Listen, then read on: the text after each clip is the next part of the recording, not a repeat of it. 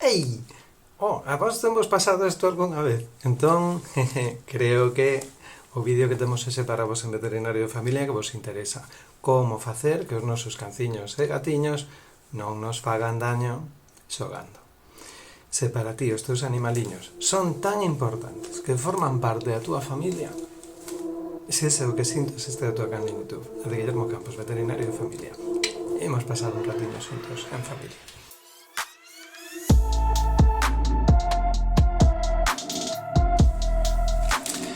Pois mirade, o primeiro que temos que ser conscientes é de que tanto os cans como os gatos son carnívoros.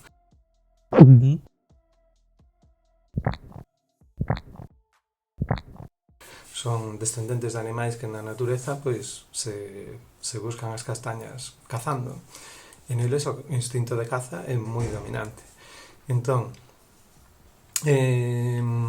cando son pequeniños xogan a que cazan e interactúan durante a famosa etapa de sociabilización, mellor dito, interactúan cos seus irmanciños e, digamos que no seu idioma se entenden moi ben e se fan saber cando se pasan. A veces isto pois non é posible, porque se críen en ausencia de irmanciños, ou polo que sexa non funciona de todo ben, ou temos, pois animais moi entusiastas ou que nos non lle diriximos adecuadamente o comportamento. Porque, con independencia de se aprenderon ou non eso que se chama a inhibición da mordida, cando nos empezamos a interactuar con eles, temos que ser conscientes de que isto pode pasar, e de que cando son así tan pequeniños, non sei, empezamos así a cariñalos, a collelos, eles ven os dedos, e os dedos son unha cousa así, como que se comporta como unha cousa que podes perseguir e morder, e mola. Hermanitas que me dio Dios. Temos que intentar evitar que empecen a xogar cos nosos dedos. E intentar dirixir o xogo que teña que ver coa mordida hacia cousas que lles demos que teñamos nos na man.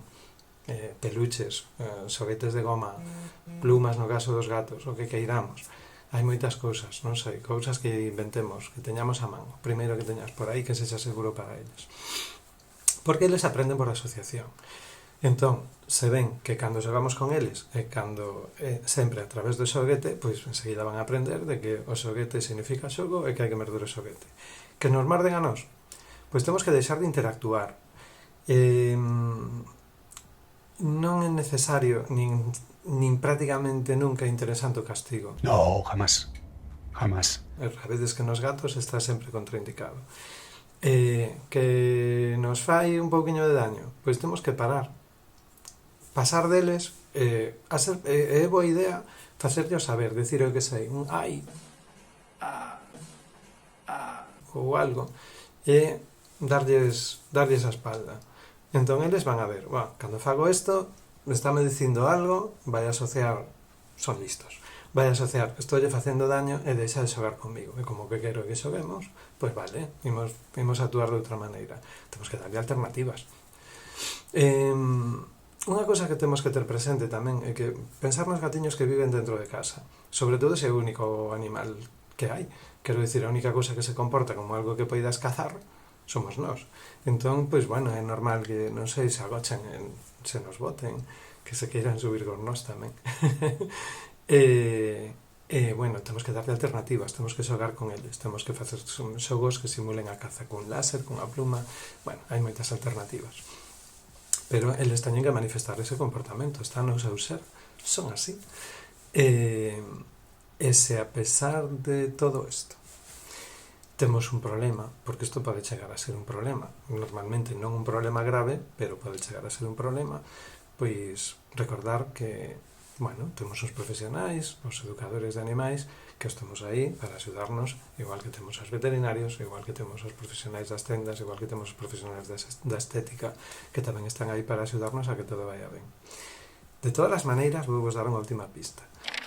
Just one more thing. Nos cans pode pasar, pero que nos gatos pasa habitualmente, que están xogando e ao mellor xogan guai, xogan sin facerche daño, nin coas uñas, nin coa boca, pero chega un punto en que se lles encende unha luz e se veñen arriba e morden e rebuñan en serio.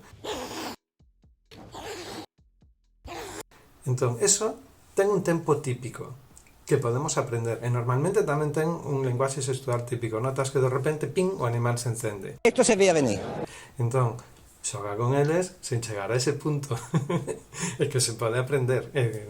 Non quita que non, a ver, non quita que este prohibidísimo que xoguemos con eles coas mans ou tal, pero bueno, temos que leválo a uns términos razonables, e ademais recordar que os animais que aprenderon a inhibición da mordida pois non teñen problema. Quero dicir que isto é para os que nos fan daño, os que non nos fan daño non pasa nada, porque, non sei, chatúan un poquinho coa boca ou tal. A maioría, pois, sabe estar. Teñémonos moi ben educados.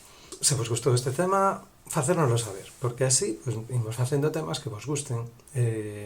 Ainda, se tedes dúbidas, se queredes profundizar máis, pois facérnoslo saber na caixa de comentarios. Se vos gustan os nosos temas, sabedes que vos podedes suscribir, estades invitados a formar parte da familia de Veterinario de Familia. E incluso os amigos de Veterinario de Pollo, se teñen algo especial que contar cos seus animaliños, poden chegar a participar nos nosos vídeos, podedes facernos propostas. Pois, gracias por chegar ata o final e ata o próximo vídeo. Chao, familias.